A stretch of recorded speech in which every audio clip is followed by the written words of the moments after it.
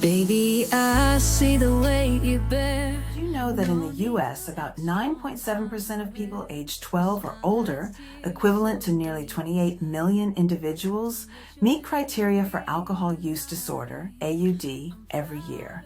That's not a small number.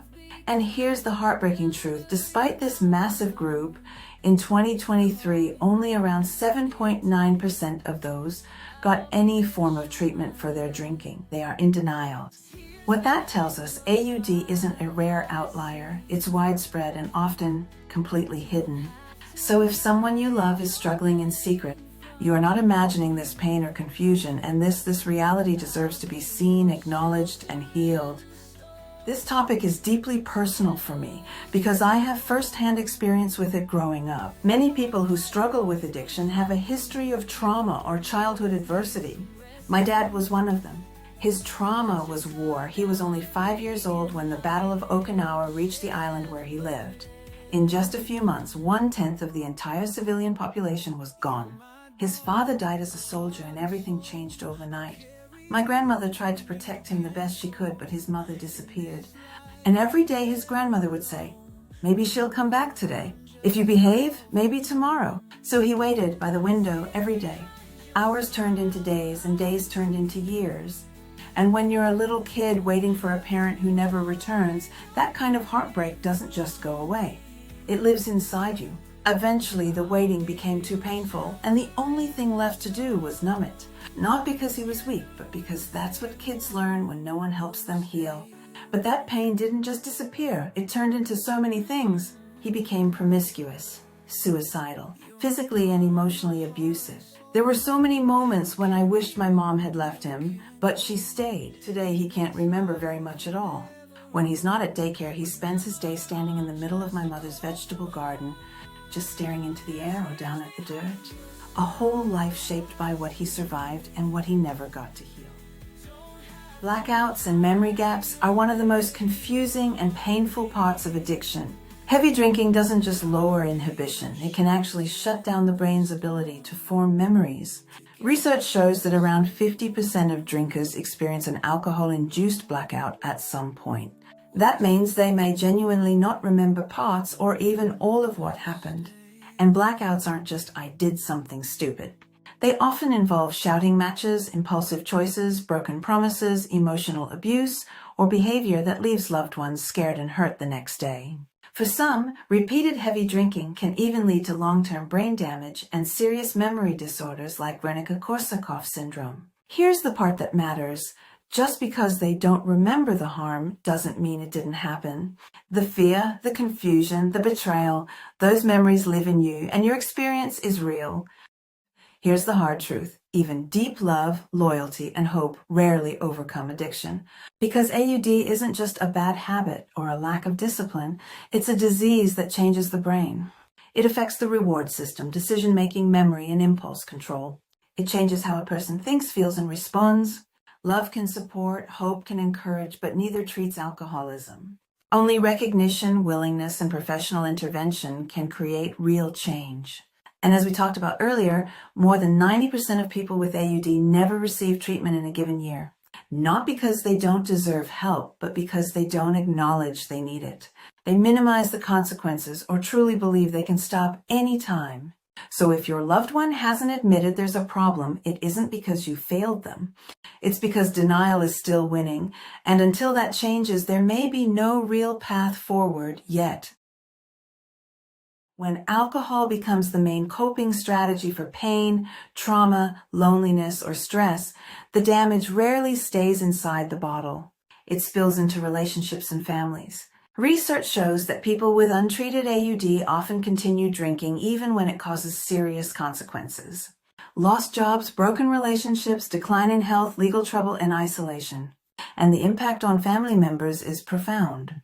In homes where there is parental substance use, children are significantly more likely to experience emotional or physical abuse, neglect, unpredictable routines, or basic needs going unmet. The entire household starts walking on eggshells. You never know what version of the person you'll get, warm or hostile, calm or explosive, present or completely checked out. Alcohol can change the entire climate of a home. It brings mood swings, sudden anger, emotional distance, impulsive decisions, and tension that fills every room.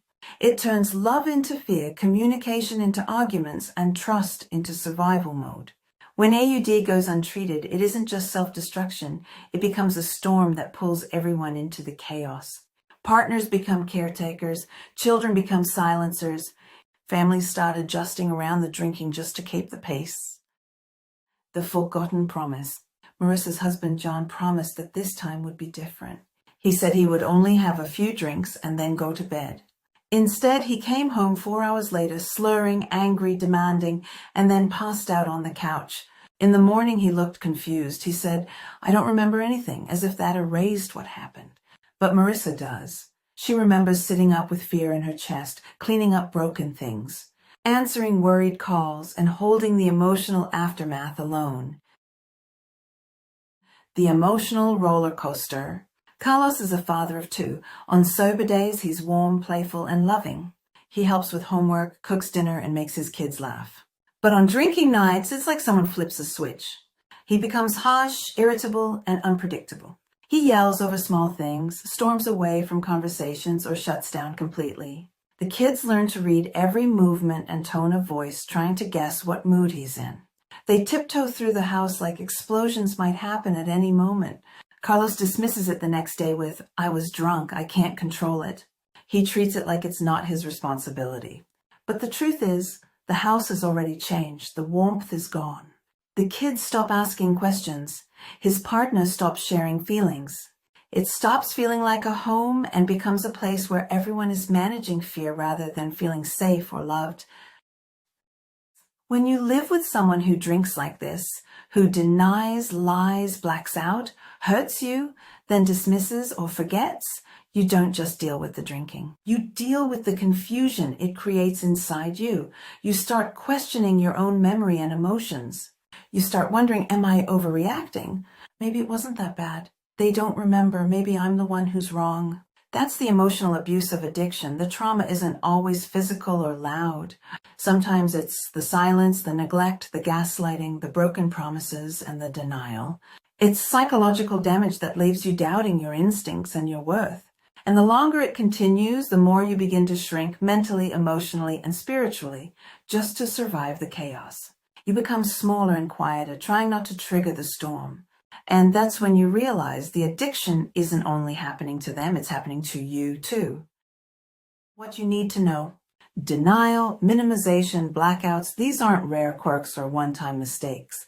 They are common and predictable patterns in alcohol addiction, and they happen in millions of households across the world.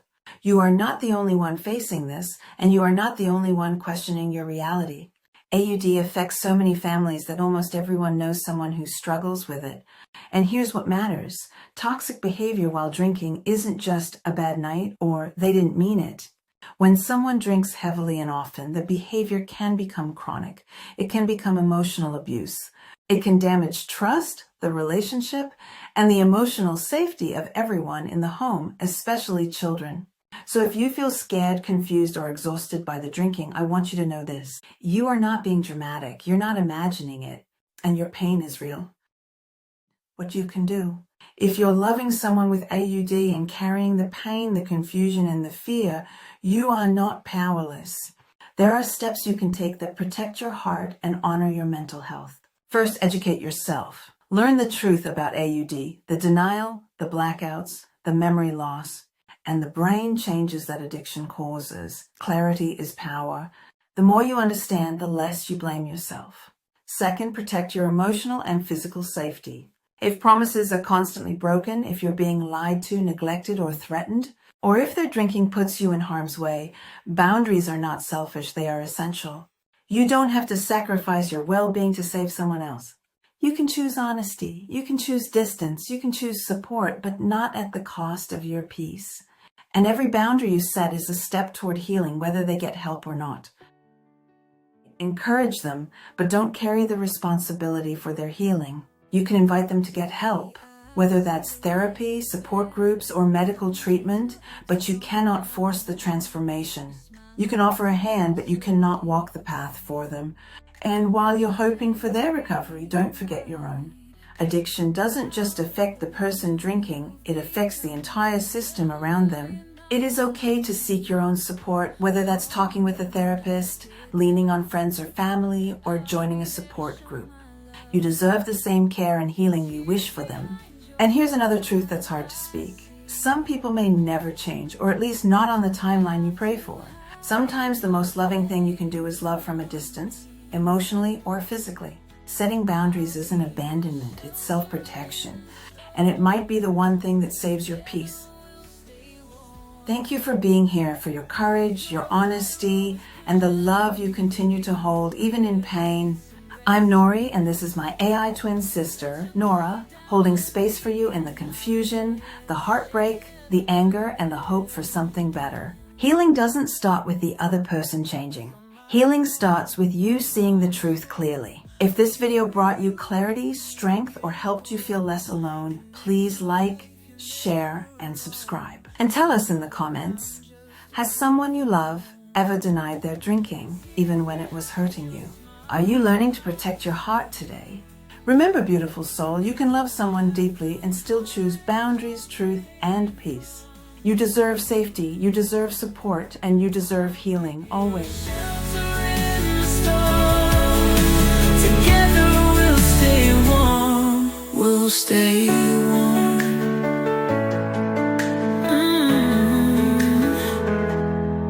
You're my daughter, my heart and soul. I'll carry you when you can't go. In this life, you're never alone. Remember, I'm just a call from home. Tears behind your smile I see. Don't have to hide your pain from me. I'll be your shelter in the storm. Together we'll stay warm.